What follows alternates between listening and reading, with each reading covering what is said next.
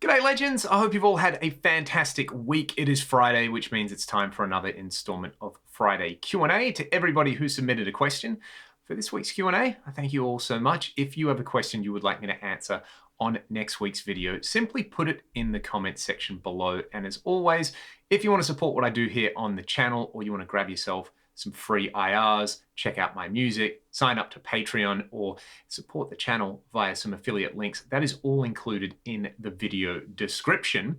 Before I start this week's Q&A, just kind of talk about what's been going on around here. I haven't really checked in with all of you. I've just been kind of grinding out content, and we've been doing the Q&As every single week. I was down at Strings Attached Festival over the weekend, which was awesome. That felt like a big step up over last year for them. We played down there, had a really fun time doing the show. I did a panel with some really fantastic guitar players. Simon and Ryan from Chaos Divine. Shout out to Chaos Divine, fantastic band if you want to go and check out some progressive metal. And Jimmy McGrath. So we just talked all gear for about an hour, and I got to meet some of you down there, some people I'd never run into, some friends I hadn't seen for quite a while. It felt really good to be down there. While I was down there, I was also in a car accident. Nobody was hurt, but basically I just opened my car door and someone was driving and the door was pretty wrecked. So fingers crossed that my old car will not get written off and they'll be able to replace the door and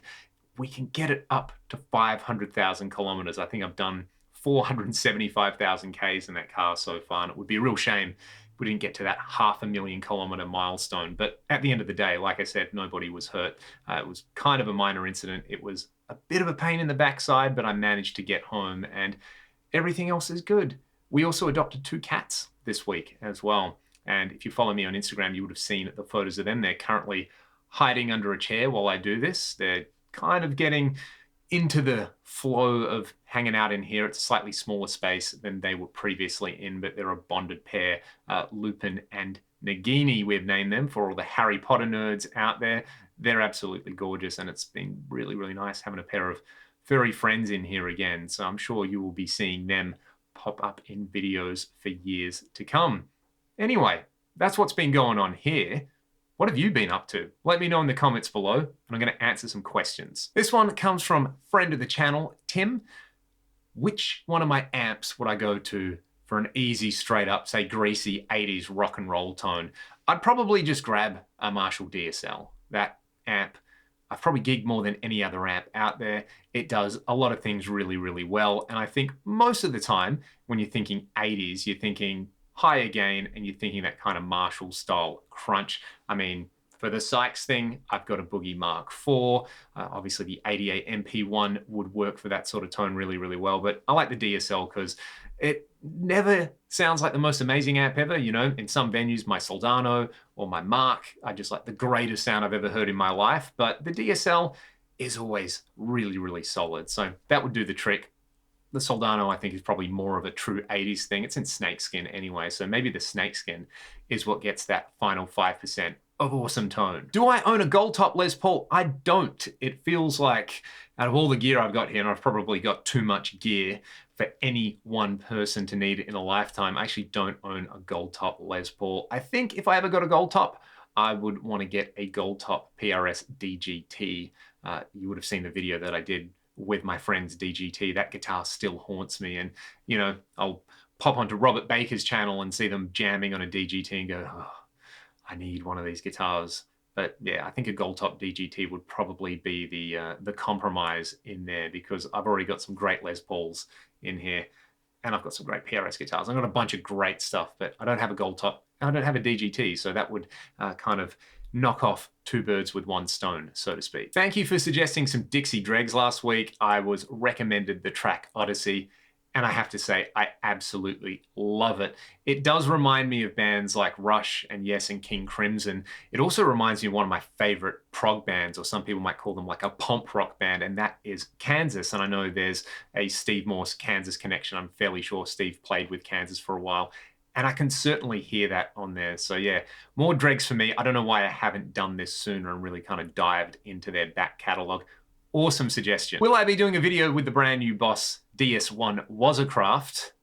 I've got one here. This actually arrived today. pretty stoked about it. Shout out to Ed and everyone at Boss here in Australia for getting me one of these. I'm pretty excited to let you all hear the custom mode on this.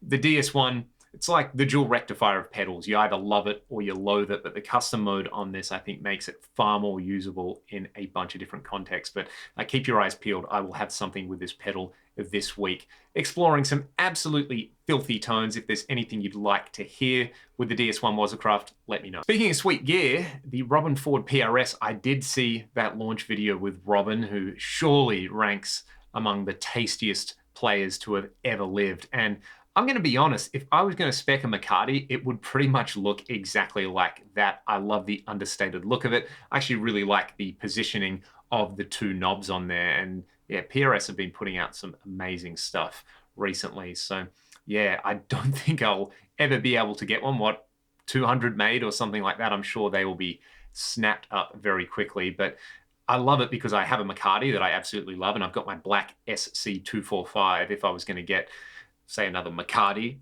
or a DGT that's not a gold top, it would probably look a lot like that signature Robin model. So Robin is very, very tasty when it comes to playing guitar, and also has great taste, in my opinion, when it comes to speccing custom guitars. Did anybody ever try one of those Fender Esprit models? I haven't checked out any Bo Burnham, but I've been meaning to do it. I've had friends recommending it to me, and I very, very much like that kind of biting, incisive social commentary style comedy. So I think I will have to do it. Been watching House of the Dragon, which I've been enjoying a lot. Kind of reminds me of when Game of Thrones was good. I was very, very skeptical about it, but yeah, Matt Smith is fantastic, and just about everybody else in that show is absolutely fantastic. Lots of dragons too. We've been working our way through the Rings of Power as well, and of course the new season of Rick and Morty. What's everybody been watching? Let me know some recommendations, and of course remember that you can come and chat about all these things on the Discord server, linked in the video description. One last one for this week. Video game music. Are there any tunes that I play regularly on guitar that have been lifted from video games? I would say it's more of like a kind of influence thing for me than any specific tunes. When I was growing up playing Super Nintendo, I remember playing Mega Man X and loving the music and loving how much it pumped me up. And then playing games like F-Zero, they had a similar thing. And, you know, I went back recently and played F-Zero X on an emulator, and I was like, this is just Racer X. No wonder why I fell in love with Shrapnel Records and 80s metal, because I grew up playing video games, and that is basically part of my musical DNA now. A lot of those chord progressions and themes in there. So definitely the sort of 80s, 90s Nintendo, Sega style stuff, I think was a big influence on me. And I know it's not a video game, but a lot of Joe Hisayashi's music, I just butchered that name, Hisayashi, I think I got that right. That was better that time. The soundtrack for all the Studio Ghibli films. I love the thematic stuff in there, and I've sat around and transcribed a lot of those for sort of like ambient guitar. I've put a few up on my Instagram, which people have pointed out as well. So yeah, I guess stuff that is adjacent to those kind of, you know, Japanese pop culture things would be more of an influence than like specific themes. But again, if there are tunes or themes that people absolutely love from classic video games or not so classic video games, like I used to play the video game Body Harvest a lot on Nintendo 64, and that's more like a cult classic these days. But I went back and listened to the soundtrack, and I'm like, yep, I like this because it kind of sounds like metal, even though it's not metal. It's just a lot of the same chord progressions. So yeah, I would say there's a lot of overlap there, even though there's not specific things that I play at any time. That was a very, very roundabout answer. Thanks again. I hope you all enjoyed this week's Q&A. If there's anything you would like me to answer on next week's video, simply put it in the comment section below. Come and join the Discord server and hang out. You can join the next Discord server jam and be featured on the channel. You can get some free stuff in the video description. You can check out the music that I make with my band Ragdoll, or sign up to my Patreon if you really like what I'm doing. Otherwise, have a fantastic weekend. Stay safe, be good to one another, and I'll see you next time. Cheers.